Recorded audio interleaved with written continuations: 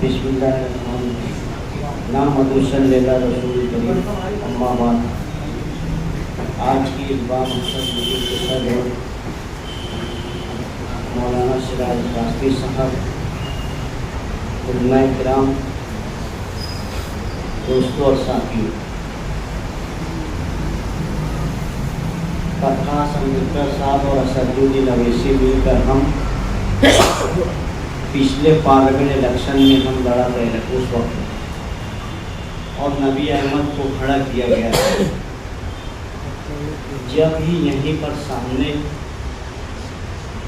असदुद्दीन अवैसी ने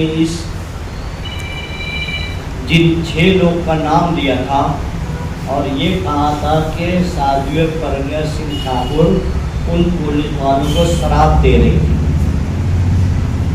जो जांच किए हैं उनको बददुआ दे रही थी। यहीं पर असद साहब ने बोला था, और आज भी पार्लियामेंट के अंदर असद साहब की पूरी ताकत से बोलते हैं, जिनको प्रकाश अम्बेडकर साहब दोस्त मानते हैं, ऐसा मैं समझता हूँ। क्योंकि ये दो, प्रकाश अम्बेडकर साहब और असद साहब, यानी माइनॉरिटीज अगर मिल जाएगी तो हिंदुस्तान में इनको राज करने से कोई नहीं रोक सकता। क्योंकि हम 17%, 20% है, ये 22% है, और दोनों के ऊपर ब्राह्मण जुल्म करता है, और इस जुल्म के खिलाफ हमको इत्तेहाद पैदा करना चाहिए, ऐसा मैं समझता हूँ। ये प्रकाश अम्बेडकर साहब का बहुत बहुत शुक्रिया, जो वंचित बहुजन अघाड़ी साहब, हम तो सोचा भी नहीं था ये लोग हमारे पास पुलिस स्टेशन में आए और बोले क्या प्रवक्ता साहब आने वाले हैं और इनके साथ हमको मुंबई चल के सीएम के ऊपर और सरकार के ऊपर दबाव लाना है।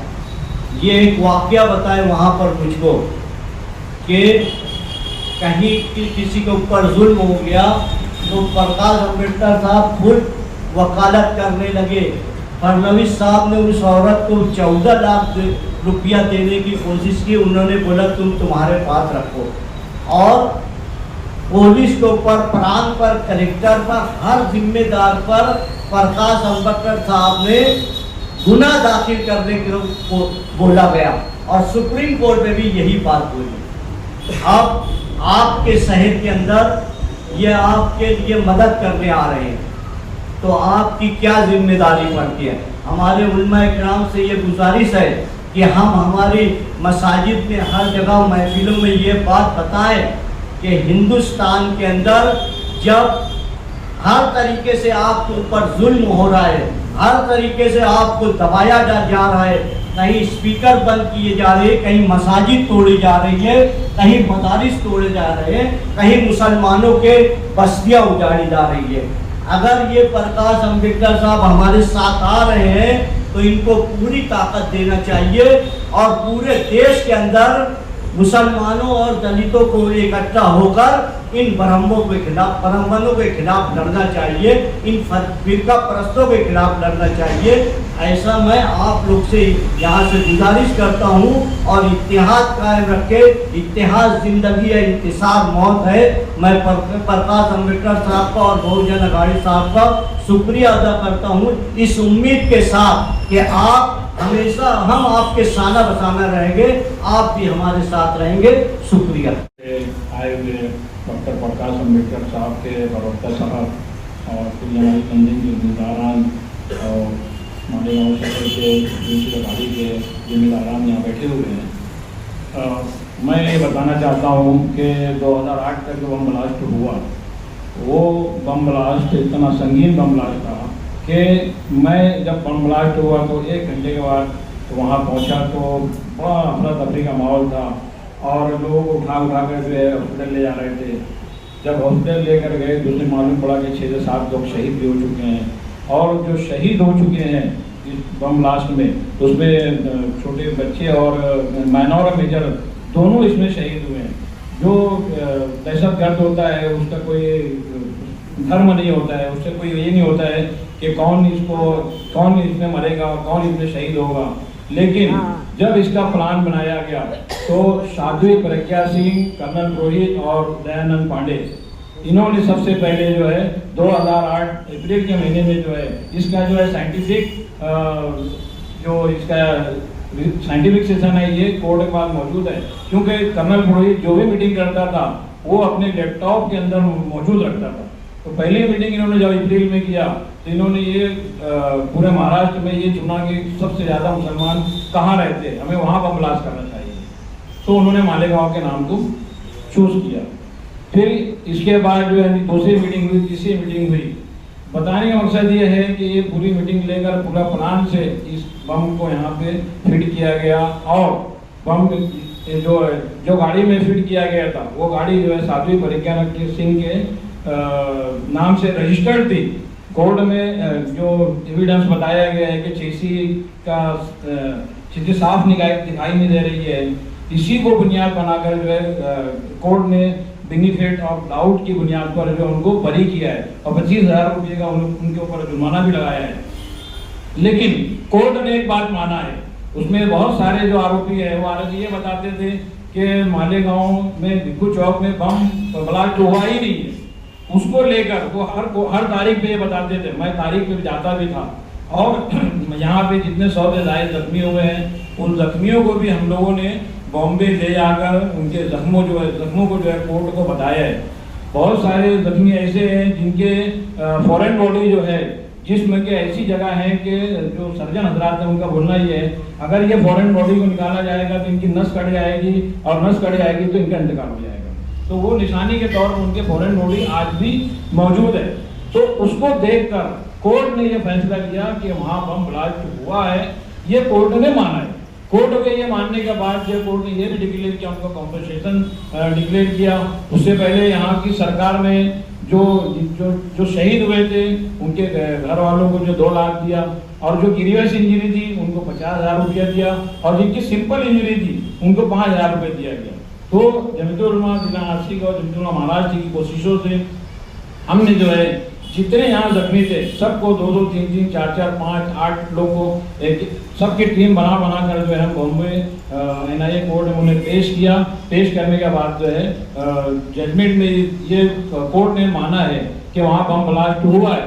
तो मेरा ये बोलना है कि बम ब्लास्ट हुआ है और इनको जो सज़ा दी गई है बेनिफिट ऑफ डाउट की बुनियाद पर, तो इसको जो है लेकर इसको बुनियाद बनाकर जो है हमें जो है प्रकाश अम्बेडकर साहब के साथ और हमारी कुछ जमाई तंजीम के लोग मिलकर एक CM के पास जाएंगे इंशाल्लाह और एक प्रेशर बनाएंगे कि इसको जो है चैलेंज सरकार को करना है। और सरकार को सुप्रीम कोर्ट जाने की जरूरत नहीं है, अभी NIA की अदालत में फैसला हुआ है, उनकी बगल में ही है, उनको कहीं जाना नहीं है, उनके पड़ोस में ही हाईकोर्ट की अदालत है और फौरन उन्हें वहाँ पे केस दाखिल करना चाहिए। और मेरा ये बोलना है कि जो हमारे जो तंजीम के साथ आज आए हुए हैं मैं इनका जो है बहुत बहुत शुक्रिया अदा। बिस्मिल्लाहिर्रहमानिर्रहीम।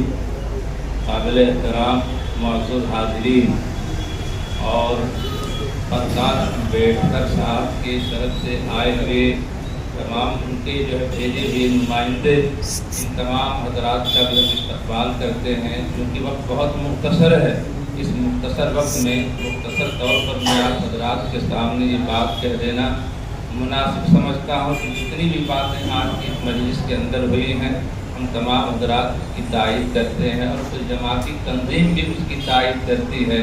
कुल जमाती तंजीम ये वाहिद व तंजीम है कि जो रोज़े अव्वल से ही इस बात तगो में लगी रहती है कि अमन व अमान की बहाली कैसे हो और शहरियान किस तरीके से चैन और सुकून की ज़िंदगी गुजारें। इस सिलसिले में जो भी कुछ कोशिश रहती है जद्दोजहद करनी होती है कुल जमाती तंजीम इस सिलसिले में पेश रहा करती है। मुख्तसरन के अंदाज में अपनी नुमाइंदगी करना चाहता हूँ। हमारे ज़िला बस्ती के एक शायर थे, उन्होंने अपने तौर से कुछ अशार कहे हैं, लेकिन मैं मौका महल की मुनासबत से बेजोड़ अंदाज में अगर आप उसकी गहराइयों में जाएंगे तो इंशाअल्लाह कुछ न कुछ माना और मतलब पाएंगे।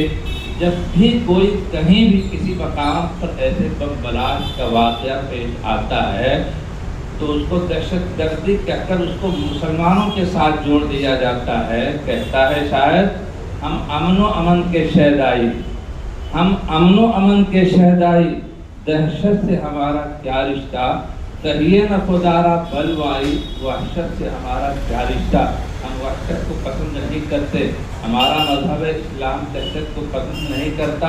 हम मुल्क हिंदुस्तान के बाशिंदे हैं, यहाँ के रहवासी हैं। कहता है शायर, इस्लाम हमारा मजहब है, इस्लाम हमारा मजहब है, हम प्यार वतन से करते हैं। इस्लाम हमारा मजहब है, हम प्यार वतन से करते हैं। खून में शामिल हुब्बे वतन, नफरत से हमारा क्या रिश्ता। इस पर बहुत सारे वाक़यात हैं, पेश कर सकता हूँ, लेकिन हर मुसलमान वतन से मोहब्बत करता है, उसके रगो रेशे में वतन की मोहब्बत भरी हुई है। इस्लाम हमारा मजहब है, हम प्यार वतन से करते हैं। खून में शामिल हुब्बे वतन, नफरत से हमारा क्या रिश्ता। आका ने दिया है हमको सबक, जब भी कोई वाक़या पेश आता है। अभी आपने सुना बम ब्लास्ट के मौके पर 6 आदमियों की जान चली गई और उनके घर वालों को, उनके अहल खाना को किन किन मराइल से गुजरना पड़ा होगा। अगर किसी के घर एक कमाने वाला रहा होगा, 10 खाने वाले रहे होंगे, उसका घर कैसे चला होगा। बच्चे इधर उधर कासे गदाई लेकर दर्द फिरने के ऊपर मजबूर हो गए होंगे। वो बच्चे जिनके हाथों के अंदर उनका बाप आकर के चॉकलेट खाया करता था और उसकी खुशियों की महराज हो जाया करती थी, अब ऐसे बच्चे अगर दर दर भटक करके एक चॉकलेट के लिए मोहताज हो गए होंगे तो शहर को नहीं, मुल्क को बददुआ मिले। इसलिए ऐसे लोगों की हिमायत के लिए उठ खड़े होना। हम तमाम हजरात की अदालत का काम अपनी जगह पर, सहाफत का काम अपनी जगह पर, सियासत का काम अपनी जगह पर। मैं इसकी तफसील में नहीं जाना चाहता, लेकिन सबसे मुकद्दस इंसानियत है। इंसानियत के पैर के ऊपर, चाहे वो हिंदू हो, चाहे वो मुसलमान हो, किसी भी धर्म से ताल्लुक़ रखने वाला हो, मजलूम की हिमायत खड़ा होना चाहिए। इसलिए ऐसे मौक़े पर इन लोगों ने किस अंदाज से काम लिया होगा। इसलिए हम एक शायर कहता है उसकी ज़ुबानी, आका ने दिया है हमको सबक, हम सब्र और रिज़ा के पैकर हैं। सुन्नत से हमारा रिश्ता है, नफरत से हमारा क्या रिश्ता। माना है हमेशा तुमने भी है लोगों, माना है हमेशा तुमने भी है लोगों। इस्लाम ही सच्चा मजहब है। बहुत सारे मज़ाहिब हैं, लेकिन हम अहले इस्लाम और फर्जंदानी तौहीद इस बात को मानते हैं कि इस्लाम से बहुत सारी खूबियाँ अल्लाह रब्बुल इज़्ज़त ने रखी है, और जो लोग इस खूबियों को जानते हैं, पढ़ते हैं, अच्छाइयों को बरूए कार लाते हैं। लेकिन हमें भी बात एतबार से जो है कह लीजिए कि खिलाफ होता है, उससे भी असरात जो है दूसरे मकामात पर महसूस किए जाते हैं। इसलिए इस बात को भी अपने पेश नज़र रखिए। माना है हमेशा तुमने भी, इस्लाम ही सच्चा मजहब है।